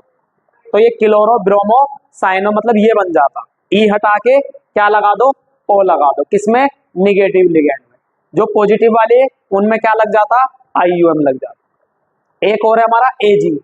अगर AG हमारा प्लस है, नॉर्मल है, तो उसका नाम क्या है, सेम सिल्वर। अगर वो माइनस में आया तो उसका नाम अर्जेंटेट बन जाता। ठीक है, चलो अब इसे जल्दी से देख लो, यही लिखा हुआ बस इसमें। अगर क्वेश्चन भी तुम यहाँ पे करना चाहो तो इसे ही कर लो, जो अभी तुमने करा था एक ही क्वेश्चन से। चलो नीचे मिल जाएगा, ये तो कर लिया ना हमने। करो इसको जल्दी से, देखो ये लिख रखा, एनायन लिगैंड एंडिंग में O लगा दो। जैसे क्लोरिडो तो क्लोरो बन गया, साइनो हाइड्रो, न्यूट्रल आयन में amine aqua carbonyl, number prefix mono di tri. अगर बाइडेंटेट है तो 22 ट्रिस टेट्राकिस। ठीक है, पॉलीडेंटेट पढ़ा रखे थे। मेटल नेमिंग, अगर कॉम्प्लेक्स एनायन है तो मेटल नेम में क्या जुड़ जाएगा, 8 जुड़ जाएगा। देखो लास्ट में क्या जुड़ जाएगा, 8। ये बन गया अर्जेंटेट।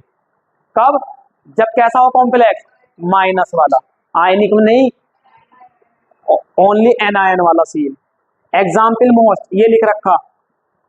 तो यहाँ कैसे नाम लिखा, देखो यहाँ पे कुछ है तो नहीं ना, तो डायरेक्ट किसे लिखेंगे, कोऑर्डिनेशन नंबर को। कितना है ये, हेक्सा 6।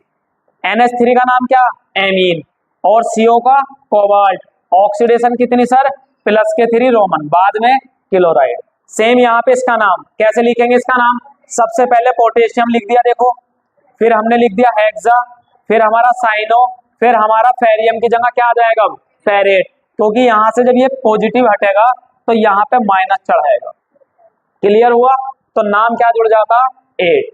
फिर यहाँ पे ये देखो, यहाँ पे ये क्या चढ़ाएगा, प्लस चढ़ाएगा। ये जब SO4 खुद माइनस है तो ब्रैकेट पे क्या देगा, प्लस। तो कॉपर का नाम कॉपर ही रह जाएगा। क्लियर, क्लियर हुआ ना। जो यहां से हटेगा वो माइनस चढ़ाएगा, जो इधर से हटता है वो प्लस चढ़ाता है। तो नाम सेम यहाँ पे। उसके बाद ये देखो डाई एमीन, और यहाँ पे कैसा है ये, प्लस वाला, तो नाम क्या है इसका, सिल्वर। और यहाँ पे देखो अगर ये माइनस का होता तो क्या नाम बन जाता, अर्जेंटेट। ये याद रखना तुम लोग, क्वेश्चन ज्यादातर नीट में यहाँ से मिलेंगे तुम्हें। स्टेप बाय स्टेप देख लो। चार्ज बैलेंस कैसा हो रहा है ऑक्सीडेशन स्टेट से, लिगेंड अल्फाबेटिकली लिखने हैं अगर एक से ज्यादा है तो। डोली अगर H2O आया, NH3 आया और Cl Br फ्लोरो, तो ये सारे के सारे कैसे लिखे जाएंगे, और 1 2 3 4 क्लोरो, ये हो गया 6 लिखिए। सबसे पहले हमारा कौन आ जाएगा, एमीन। एमीन में एक्वा में एक क्यू आएगा, एमीन में ए के बाद एम आया है तो सेकंड लेटर देख लो। अगर पहला लेटर सेम है तो सेकंड पे चले जाओ। तो पहले एमीन, फिर एक्वा, फिर हमारा कौन आएगा, ब्रोमो, क्लोरो, फिर हमारा फ्लोरो। क्लियर। अगर एक से ज्यादा है तो ये आ गया। यहाँ पे देखो मेटल ऑक्साइड स्टेट लिखो सीधा। कॉमन मिस्टेक क्या नहीं करनी, ये छोड़ो, इसका कुछ अचार नहीं डालना तुम्हें। क्विक रिवीजन, सबसे पहले अल्फाबेटिकल लिखो, प्रीफिक्स, मेटल और लास्ट में ऑक्सीडेशन। ये आ गया तुम्हारा आइसोमेरिज्म। 4 आइसोमेरिज्म एनसीईआरटी में है, किसके, स्ट्रक्चरल वाले के। स्ट्रक्चर आइसोमेरिज्म में पहला है आयोनाइजेशन। क्या होगा ये, जिसके अंदर किसका एक्सचेंज हो जाए, आयोनाइज वाले पार्ट का। Br इधर, ये इधर। क्लियर। अगर मैं बोलूं ये आयोनाइज कर सकता, नहीं करेगा। जब तक यहाँ पे कुछ ना कुछ ना हो तब तक ये आयोनाइजेबल नहीं होगा। तो आयोनाइजेशन का मतलब क्या है कि ये वाला अंदर चला जाएगा और बाहर का लिगैंड बाहर आ जाएगा, मतलब चेंज हो गया। क्लियर। तो इसे आयोनाइजेशन बोल दिया। टेस्ट कितने देगा ये, अगर AgNO3 डालेंगे हम तो ये Br बाहर है, तो Br का मतलब AgBr मिल जाएगा, मतलब पेल येलो। क्लियर। दूसरा लिंकेज आइसोमेरिज्म। लिंकेज आइसोमेरिज्म में क्या पढ़ा था हमने, एम्बिडेंट। एम्बिडेंट कौन लिगैंड होते, जो दोनों साइड से बॉन्डिंग कर सकते हैं बट एक टाइम में एक से ही करेंगे। जैसे HCN है, अगर यहाँ पे मेटल है तो ये किससे कर रहा है, S से, तो ये यहाँ पे N से नहीं कर सकता, एक टाइम में एक से ही करेगा। बट अगर NCS है तो अब किससे कर रहा है ये, N से, तो अब S से नहीं कर सकता, मतलब एक टाइम में एक से ही करेगा। एक और एग्जाम्पल NCERT में इसका कौन है, NO2। तो यही दो एग्जाम्पल है, देखो ये रहे। तो जहां भी तुम्हें एम्बिडेंट लिगेंड देखने को मिल जाए समझ जाओ वहां पे लिंकेज आइसोमेरिज्म, ठीक है। कोऑर्डिनेशन देखो, कोऑर्डिनेशन कंपाउंड, कोऑर्डिनेशन आइसोमेरिज्म में क्या मिलेगा तुम्हें देखने को, केवल यहाँ पे लिगेंड चेंज होंगे। क्या हो रहा है यहाँ पे, लिगेंड चेंज। देखो ये वाले लिगेंड इधर चले जाएंगे और ये वाले इधर चले जाएंगे, क्लियर। तो यहाँ पे जब एक और नया बनेगा तो बनेगा ये वाला, क्या बन रहा है यहाँ पे, CO और CN6। देखो ये चेंज हो गया ना, इससे पहले CO के साथ कौन था, NH3, अब CO के साथ कौन हो गया, CN, तो लिगेंड चेंज हो गया। अगर हाइड्रेट की बात करें, इसे क्या बोलते हैं, सॉल्वेट। तो हाइड्रेट में क्या होगा, वाटर इनसाइड VS आउटसाइड, मतलब पानी का मॉलिक्यूल बाहर जाएगा और ये वाला अंदर आएगा। तो पानी का मॉलिक्यूल कहाँ आया, बाहर। अंदर तो 6 के 6 लिगेंड ही रखने हैं और ये दोनों तरह की प्रॉपर्टी शो करेगा, एक ये और एक कौन सी, आयोनाइजेशन वाली, क्योंकि ये क्लोरीन अगर बाहर है तो ये वाला आयोनाइजेशन है। तो आयोनाइजेशन की पहचान थी, अंदर जाएगा, मतलब ये दोनों तरीके से शो करेगा हाइड्रेशन वाली। स्टीरियो आइसोमेरिज्म में देखो क्या है, लास्ट बचा जियोमेट्रिकल आइसोमेरिज्म। इसके अंदर तुम लोगों को याद है ये स्क्वायर प्लेनर तो दिखाएगा, क्या दिखाएगा, ये स्क्वायर प्लेनर, लेकिन टेट्राहेड्रल नहीं दिखाता। क्यों नहीं दिखाता, क्योंकि GI के अंदर कितना बनता, सिस और ट्रांस। तो ट्रांस 180 एंगल पे रहता और सिस 90 एंगल पे। बट ट्रांस के अंदर क्या देखने को मिला था हम लोगों को, सारे के सारे एंगल 109.8 वाले या 5 वाले। तो अब तुमने किसी चीज क्लोरीन को यहाँ पे लगा दिया तो ये सिस ट्रांस में नहीं बन सकता, क्लियर। लेकिन ये बन सकती थी, देखो यहाँ पे मान लो Cl और यहाँ पे Cl, ये कितना है 90, और इसी को तुमने क्या कर दिया Cl और यहाँ पे Cl, ये कितना बन गया 180। इसलिए स्क्वायर प्लेनर हमारी शो करेगी लेकिन टेट्राहेड्रल शो नहीं करेगी, क्योंकि तुम इस क्लोरीन को चाहे यहाँ पे लगा दो चाहे यहाँ पे लगा दो, एंगल अब भी कितना है 109, क्लियर। नीचे आओ, एग्जाम्पल दे रखा है ये देखो NCERT में। इसकी अगर सिस ट्रांस स्ट्रक्चर बनानी तुम्हें तो कैसे बना दोगे तुम लोग, सीधा सीधा तुम लोग ऐसे याद रखो, ये रहा PT। अगर तुमने अमोनिया ऐसे ले लिया तो ये कौन सी फॉर्म है, ये है सिस फॉर्म, और इसका यूज कहाँ करते हैं हम, एंटी कैंसर में, ठीक है। कैंसर के इलाज के लिए इसका यूज करते हैं हम लोग, आती है पेपर में ये। अगर इसी का ट्रांस बनाना हो तो कैसे कर दो, PT NH3 और इस NH3 को कहां ले जाओ, यहां पे Cl, कितना एंगल हो गया, अब जब भी कोई चीज आमने सामने हो उसका एंगल 180 होता है, तो ये बन गया कौन, ट्रांस, क्लियर। अब इसके बाद ऑक्टाहेड्रल में आ जाओ, सिस मतलब सेम साइड, ट्रांस मतलब अपोजिट साइड। ऑक्टाहेड्रल कौन होगा, जिसके अंदर 6 लिगेंड होंगे। तो देखो ये हमारा सिस ट्रांस बना रहा है और यहाँ पे एक फॉर्म मिलती है फेसमर, और ये हमारी क्या है, इंपोर्टेंट। क्यों है इंपोर्टेंट, देखो अगर मैं यहाँ पे M को ऐसे रख दूं और A को ऐसे, और ये वाला जो है हमारा A और A, अगर ये तीनों एक ही साइड में आ गई, तीनों एक साथ आ गई मैनर में, तो इसे बोलते हैं हम फेसियल, और फेसियल को हम क्या बोलते हैं, फेस फॉर्म। मेरिडोनल फॉर्म का मतलब क्या है, मेरिडोनल फेम होगी हमारी, इसे मर फॉर्म बोलते। हमारा M और ऊपर अगर A रख दिया, नीचे भी A रख दिया, तो यहाँ पे कौन आ गया, B, यानी कि तीनों एक जैसे नहीं होने चाहिए। अगर तीनों एक जैसे है तो कौन है, फेस। अगर तीनों अलग अलग है तो कौन, मर, क्लियर। ऐसे नहीं होना चाहिए, ये जरूरी नहीं कि तुम लोग यहाँ से देख लो, भाई तुम यहाँ से भी देखोगे तो यहाँ पे भी कौन आ गया, फिर B आ गया, क्लियर। अगर तुम यहाँ पे तीनों को पकड़ के देखोगे तो तीनों के बीच में भी B है।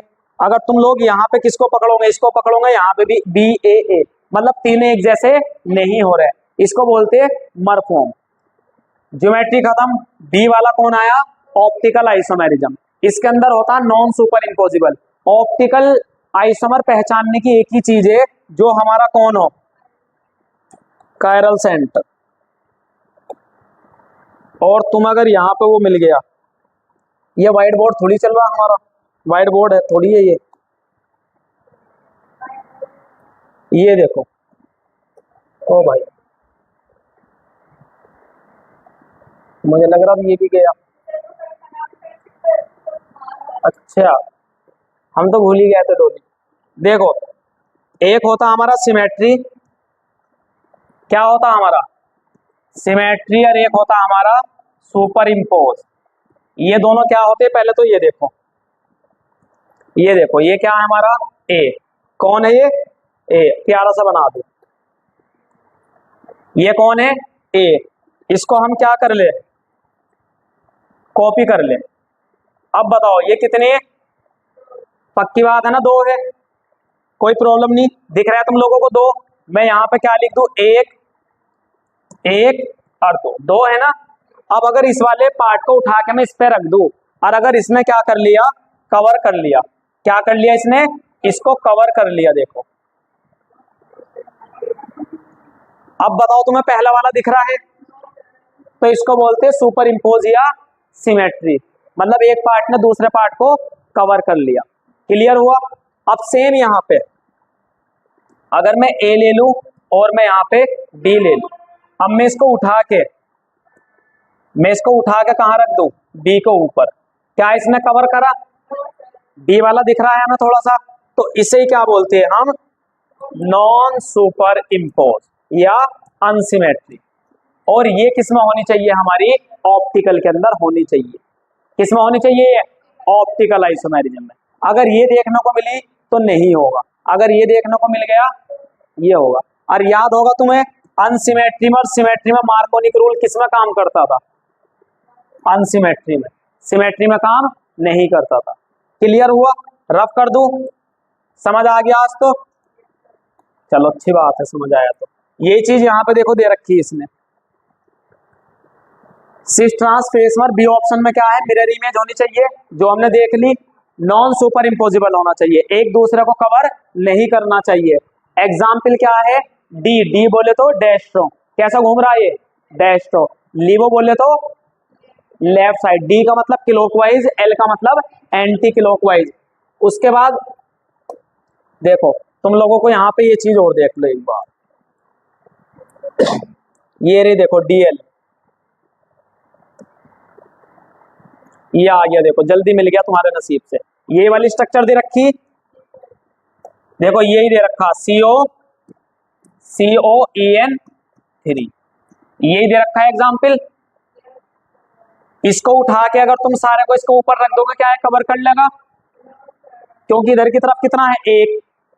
अगर इसको उठा के मैं ऐसे रख दूं तो इधर की तरफ कितना जा रहा है एक, लेकिन यहाँ पे है कितने दो, और यहाँ पे कितने ये, यानी कि इसको उठा के मैं इसको ऊपर रखूं तो कवर थोड़ी कर लेगा, ये अलग अलग है दोनों, यानी कि नॉन सुपर इम्पोज है और बीच में मिरर भी है, तो ये कौन है ऑप्टिकल।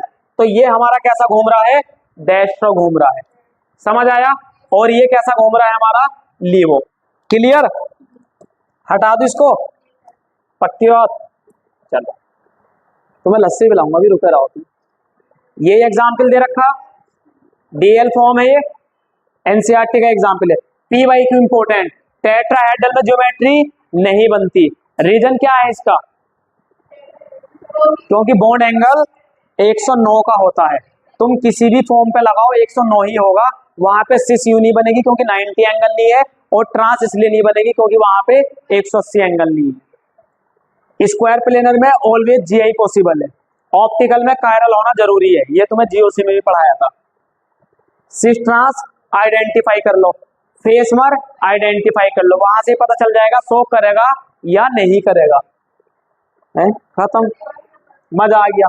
चलो क्यूब ट्रिक में क्या है, देखो tetrahedral no GI, square planar में सिस ट्रांस, ईएन लिगैंड का मतलब क्या, ईएन का मतलब क्या है बाइडेंटेड, जिसका नाम था इथेन 1,2 डायमीन।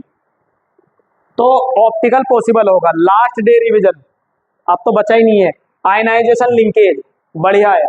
आयनाइजेशन में कौन सा पढ़ा था हमने कि ब्रैकेट से बाहर कोई ना कोई आयनाइज वाला पार्ट होना चाहिए। लिंकेज के अंदर कौन होना चाहिए, एम्बिडेंट वाला। जियोमेट्री में क्या होनी चाहिए, शीर्ष ट्रांस, जैसे हमने फेसमर पढ़ा है। हाई वेटेज में ऑप्टिकल का 1 क्वेश्चन एक्सपेक्टेड, मतलब ज्यादा से ज्यादा यहाँ पे आइसोमर का एक ही क्वेश्चन आ सकता है। पहला क्वेश्चन का चांस है आने का वार्नर थ्योरी, सबसे पहले क्वेश्चन वार्नर थ्योरी, दूसरे नंबर पे बीवीटी, तीसरे नंबर पे सीएफटी, और फोर्थ नंबर पे हमारी आइसोमेरिज्म, और 6 नंबर पे हमारा ज्यादा से ज्यादा अगर आया ज्यादा से ज्यादा तो वो कौन है हमारा यहाँ पे आईयूपीएस। बस ये 6 ही टॉपिक है जहां से मेन क्वेश्चन आ सकते हैं, और लगभग 4 से 5 क्वेश्चन इसमें आएंगे। ठीक है, तो ऑल द बेस्ट, मिलते हैं कल को, कल तो टेस्ट है तुम्हारा। चलो